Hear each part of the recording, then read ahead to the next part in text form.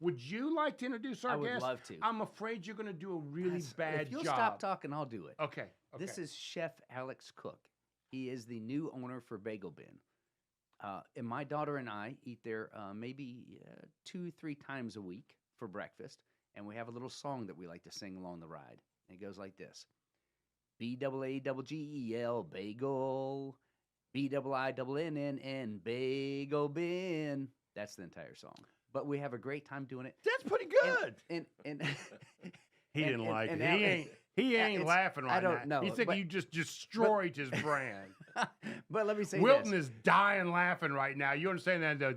Wilton is just absolutely. That is better than my joke at the beginning of the show, I think.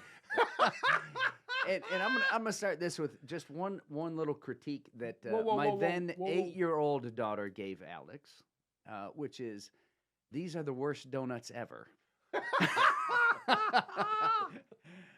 He's all yours. He is all yours, Joe. I want you to do the song one more time because I want to. Wait a minute now. Hey, Wilton, can we put a little music behind this? No. BAADDEL, bagel. BIINNN, bagel bin. Oh, my goodness gracious. Chef Alex Cook, let me apologize, sir, for that intro. But thank you, sir, so much for being here. We really do appreciate it. Thank you for having me. So you want to make sure you're talking into that mic, directly into there. So you and I have not met, right? And one thing I know, that the best bagels, period, come from your shop because Nana said so. So if Nana says it, I'm sure that it's the case. And I appreciate you taking time to come by here to talk with us, buddy. And I apologize you had to listen to your brand new theme song. So if you want us to put a promo together for you, we'll be happy to start with that if you want to do that. We might be your next sponsor. Thank you so much for being here.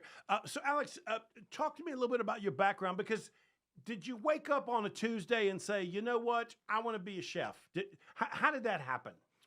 Well, it's I heard throughout my life that if you love what you do, you never work a day in your life. And I know it's an old cliche, but it's true. And when I was working in Manhattan, first couple of years, we had paper checks, and I'd go into work, and Friday obviously you got paid. And when you showing your age with paper checks, baby. Yeah, that's for sure. I tell everybody I'm retired. How's that working out? But yeah, I mean, I'd open up my check and I'd look at it and I'd see the dollar amount, and I would laugh within myself, because it's, I'm getting paid to do what I love. And really, it is a labor of love. I mean, it is a good ways and means of supporting a family, but at the same time, long hours, hot conditions. It's as far as relational, as a chef, you not only have to be a business person, but you have to be able to kind of be a policeman and navigate relationships that have gone bad, whether it be in the front of the house or the back of the house. You're all over the place. You're responsible. People don't realize, I got a background in the restaurant business, so I know a little bit about this. People don't realize that, but there's like this constant tension between the person taking your money and the person cooking your food in a restaurant business. So when he says front of the house, back of the house, that's what he's talking about. We're always trying to smooth those relationships over the years. Yeah. I mean, I understand that the front of the house, I mean, they're relying on tips, so they want to give good service. But at the same time, the guys in the back in the 100-degree kitchen, he's got to make sure it's right. Right. He's producing the product, and there has to be some respect there, on both sides of the street. But historically, I worked in Manhattan for 25 years. 20 years of it, I was an executive. Oh, you're chef. one of those guys. I am. Did you grow up in Manhattan? No, I'm from Long Island. I'm from Long Island. Well, let me just tell you something. Is there a difference? James, you took the words right out of my. I was getting ready to say, "Hey, dude, there ain't much difference," but okay, I got anything north of. They think it's two different. Is just... They think it's two different worlds up there. You're telling me. Right. But yeah, I mean, Long Island, me coming up was like the country. It was like down here. When I left in like 15 years ago, things were starting to turn. for sure. But Was it nerve-wracking to make that move? to be totally transparent with you, it was a God thing for me. I just felt like I was moved to do something else. Retire kind of hummed in my head, but I was not in a position financially to do that. But made a move to come down and to give back to feed the homeless in Atlanta. That was my first move, and from there, I kind of met some people and met a guy that was interested in creating a national brand, a franchisor. He was the ex-president of Moe's Southwest Grill. He hired me to create this concept called Uncle Matteo's, which is a pizzeria. I did that for quite a while, as well as stay involved in the ministry. Basically, the Matteo's gig paid my bills because ministry doesn't pay. We were feeding 650 people a day. So let's back up. So you were in Manhattan, Yes. James, not Long Island. Okay, Manhattan. First of all, it's not Long Island. It's not- Long Island. It's Long Island. Long Island. Yeah. Long Island. Long Island. Okay. So when you were in Manhattan, were you doing the bagel thing there, or were you doing something completely different? No, I worked in Little Italy. Italian cuisine, Tuscan cuisine. Worked for one of the largest hospitality groups in Manhattan. Kind of came up the ranks and oversaw 3 of the busiest restaurants. It was very. It was. Were they lucrative. high-end restaurants or Some were. mid-level? Some were. Few were. I mean, then we had the run of the mill. We had Patsy's and Carmine's were under our wing, which are very famous restaurants. I mean, Sinatra, Rat Pack went to both of them, and so there was a lot of nostalgia there. It carried a lot of weight as far as me at my personal career. Right. I got a lot of what we would call ink, a lot of rights in the Daily News, New York Times, regarding the changes that we made in our menu, ways and means in which we did business. I had, to Jim's effect, I had to develop or reinvent myself as a business person, because I came up with the old school guys, the guys right off the boat that were, as far as cooking and That's right. executing. There was somebody in the kitchen actually making it happen, and Oh, then there's yeah. somebody in the office counting it up. Yeah, exactly. We would, the bean counters, that would always be the thing. Well, the bean counters are coming down on Friday, and they'd always want to sit with me and analyze, what was I buying? Why was I buying this? Is this an R&D? Is this for the house? What are you doing? Where's the money going? But for the most part, my authorities, the big bosses that owned the company, basically after about 5 years said, leave him alone. He makes a lot of money. Makes us Right. a lot of money. Right. Once you form trust in any industry, they'll give you that space you're looking for. Absolutely. Absolutely. So you, and that'll burn you out. I mean, what you're describing is 65 hours a week work, right? Right. And I don't care whether you're the dishwasher, the busboy, the cook, or the waiter or the bartender. They're all doing that 65 hours a week. So it really is a grind. And you're saying, Joe, it just caught up with me. Yeah, for the most part. I was 49, and my body was starting to break down a little bit. You're right, Joe. It was 65 hours, but I had a 3-hour commute. Coming in from Long Island and going out. So Yipes. you tack another 15 hours on your 65. Now you're talking 80. But yeah, I mean, eventually I got worn out, and I asked permission to leave, and that was granted, and came down to Atlanta, did my thing. I loved it. It was rewarding. I redefined my definition of value. It wasn't all money and material. It was about people. Mm-hmm. I think there was a heart change going on with me, where I looked at the business more so as a platform of ministry, where I could now, at my age, mentor younger kids, because let's face it, our capture for our employees are folks that don't necessarily, they dropped out of college, young ladies that might have gotten pregnant early, and they need ways and means, or single moms, how to feed their family. And that was very fulfilling for me from a heart perspective. So let's take a break. When we come back, let's dig into some of that as well. Did you move to Atlanta to do this? Yes, sir. Okay. Yes, sir. Was there a lot of travel involved in that? Yeah. Okay. Yeah. Another 3 hours, but it was only 2 miles. Let's Yeah, talk about when we come back. Got that right. You are listening to Local Biz Now. I am Joe Vagnone, and you are talking with a spectacular chef who's going to fill us in on the trials of being a chef. We'll be right back. We are here talking with Chef Alex Cook from the Bagel Bin, and Thank his you. story had gotten us to the point where we were talking about how he had left the big corporate world to go down and do some labor of love ministry. So let's talk a little bit about that. So you went to Atlanta. Yeah. Now, did you just pack your bags and go to Atlanta, or was there this plan to do that? What does that look like? Because it's such a big life change. Yeah, it was, again, it was a spiritual thing for me because I have a cousin that lives in Atlanta and he is connected in ministry. And he tied me up with a gentleman, Bruce Deal, who, if you were to look up City of Refuge in Atlanta, it's a huge ministry now. When we started, it was just a couple of abandoned warehouses that were occupied by mice. And now it has a culinary school. It has a bunch of different vocational trainings. But Bruce, I came down and met with Bruce and a few times, and we hit it off. And he invited me to come and be a part of the ministry. And at that time, I created my ministry. Was called the 180-Degree Kitchen, where we taught young adults from broken homes, all kinds of dysfunction. We brought them in. We taught them the vocation of culinary arts. We walked with them. We mentored them. And then in turn, I had relationships with restaurants throughout Atlanta where I would take these kids and I would place them with other chefs.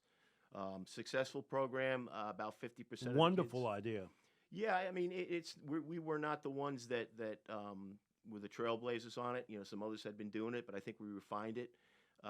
It's still, in action right now. It's a great ministry. It's a huge ministry.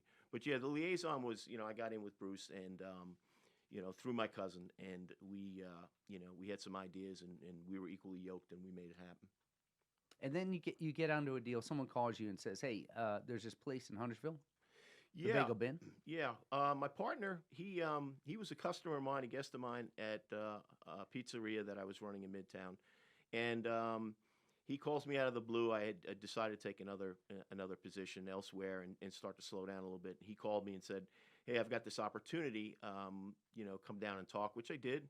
And we struck a deal, and I went to spy on the Bagel Bin to see how it was doing. And honestly, with no disrespect to anybody. That spying is a very common thing, by the way. Oh yeah. Nobody buys a retail business without going there doing a little secret shopper kind of gig. Sure, exactly. And what I witnessed and what I saw, they were struggling. And my conversations with my partner was, what do you see in this place? Is, well, the foundation regarding the customer base was huge. It was very busy at one point in time, and within the course of 7-8 months, the new ownership that took it over from the original owners had just basically destroyed it.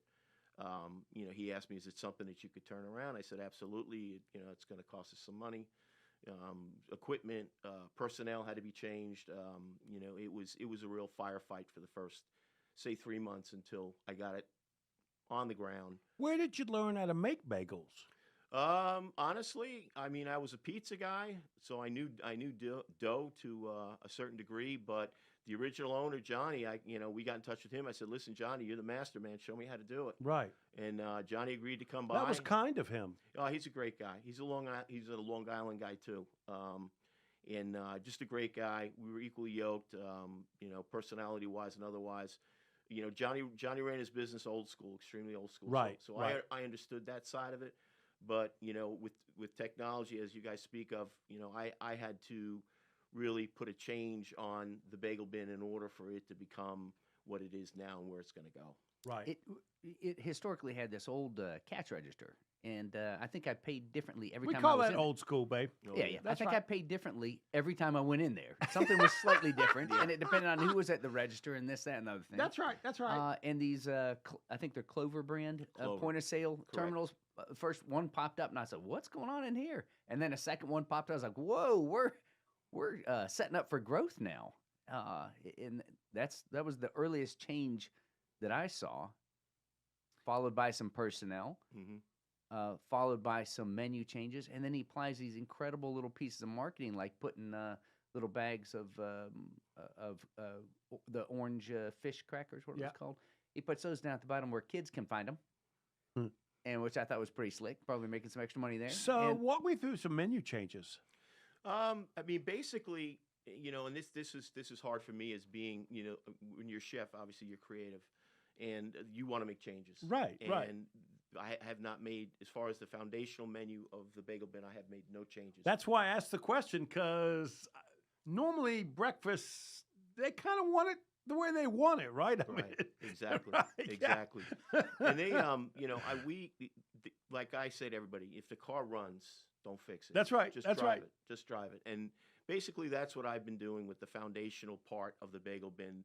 The extras, some new product I'm bringing in, some grab and grow stuff I'm bringing in. I'm trying to get the customers in and out as fast as possible. The POS system is one way to do that, and to be efficient and effective at every sale. Making sure you're not leaving any money on the table regarding items. So you were not here during the pandemic. Were you the owner during the pandemic? No, I was in Okay, so Atlanta. you didn't have to deal with that issue. No. The aftermath, the after effect of the pandemic, really it hurt the labor force. It changed people's thinking. Where if you're in the hospitality business, I was never had the opportunity to say, "Well, I'm not going to work Friday night," or That's "I'm right. not going to work That's Sunday." right. That's right. And now, No, he's absolutely yeah. correct. No, You that's went right. in knowing you were going to work a Friday or Saturday, Yep. and then you might be able to negotiate during the week, but it wasn't the other way around. no, Can I work from home? Sure. yeah, With some other employer. yeah, yeah. And I mean, between that, the way we explain it is the tail's wagging the dog. You've got your people telling you how your business is going to run. And that's was some of the first changes I had to make, was to get those folks out respectfully and just say, listen, we're going this way and you're going that way, and we're trying to do this and build more of a family unit versus you're Right. coming in, punching a clock, and leaving. And I think it's been successful so far. I mean, for the most part, we've been blessed with a lot of talented people. We are looking to open up a Bagel Bin 2 up in Mooresville. So right now, I'm bringing in competent chefs that are in training to be able to there'll be no learning curve when we find the new location. So do you do a lunch menu as well? Do you make sandwiches or any of that kind of stuff? Sure. Yeah. Yep. How does that work for you? Is it because me? I know the bagel business to be a sort of a morning gig. So Yeah. how's that working for you? It's great. I mean, I would say our breakfast is the strongest part of the day, but you have to understand that your breakfast ticket or your breakfast plate versus your lunch plate is a substantial difference money-wise. Right. So you might not appear to be as busy for lunch, but your numbers are going to equate the same as your breakfast was. So let's talk a little bit about the changes that have happened since the pandemic. I mean, the industry has changed dramatically. You mentioned one, which is labor, Mm-hmm. right? How did you work through that, right? What was your attack, knowing that you have these empowered employees, if I can call them that, Sure. right? Sure. That were not up. I remember the day they were begging for a job. Now we're begging them, will you please work Friday afternoon? Oh, yeah. Right. Walk me through what you did to kind of feel comfortable that you could secure these positions. Well, the folks that stayed on, the folks that we retained from the old Bagel Bin, it takes a minute for them to see who you are as a person, and that you care about them as a person first, family first, and everything else is going to fall into place thereafter. And new people coming in, they'll witness that as well. The way things are set up now are very different from the past, whereas the Clover system asks if you want a tip. So I could be paying you X amount of dollars, but you'd be making twice that because of the tip ratio. Right. And I love that, Clover. I really do. I like that it's asking me what kind of tip that I want. It works for me. Yeah, yeah. And it's part of the card, so I don't have to worry about getting in my pocket for an extra buck or something. Yeah, I mean, I say to everybody, it's a constant thing. You have to define value or redefine value. I get it. You got to pay your bills. You got to make money. But at the same time, you want to come to a place where you feel comfortable, that you enjoy the relationships that you have within the company. Right. We are flexible as far as if you've got something to do. Again, I'm big on family first. If you've got a wedding or something, or your kid's birthday, whatever, just let me know. We'll work around it. So I'm curious, what about vendors and suppliers? Have there been a lot of changes in that regard? Ways and means in which we do business. We still have the same broadline suppliers. I brought in some new suppliers as well. I'm old school relational. I want to see my marketing associates. I want to know what's hot out there. I mean, they're basically my eyes and ears outside of my store because Right. I'm in my store 60 hours a week. We made And that's some still changes. that's still an old school statement that you just made right there. Oh yeah. Yeah. Oh yeah. Yeah. I mean, I can't. I'm not going to change the way that I do business. Right. I mean, and I think everything in life is relational. Every business is relational. Right. If I see your face, it's harder for me to give business to somebody else when you and I have a relationship. Right, right. So we've only got a minute. What advice would you give somebody thinking about starting a small business in the restaurant business? Do your homework. Surround yourself with people that have been in the business. Think out of the box. Surround yourself with people that can do things that you can't. Employ people. If you're my side of the street, my age, employ people that are technology savvy, whereas I am not. Just be kind, and for me, man, just pray you're doing the right thing, because a lot of people in New York say, "Oh, I always wanted to own a restaurant." I said, "No, you don't. No, you don't. There's a lot more to it than a place where you're going to go and feed your family and have a couple of cocktails. It's a tough. Thank you, business. Alex, so much. My pleasure. You are talking to Alex Cook. This is Local Biz Now, where your business matters. Go to the Bagel Band. Listen to this song. Do it, do it, do it. BAAGEL, Bagel. BIINN, Bagel Bin. We'll see you next week and at the Bagel Band.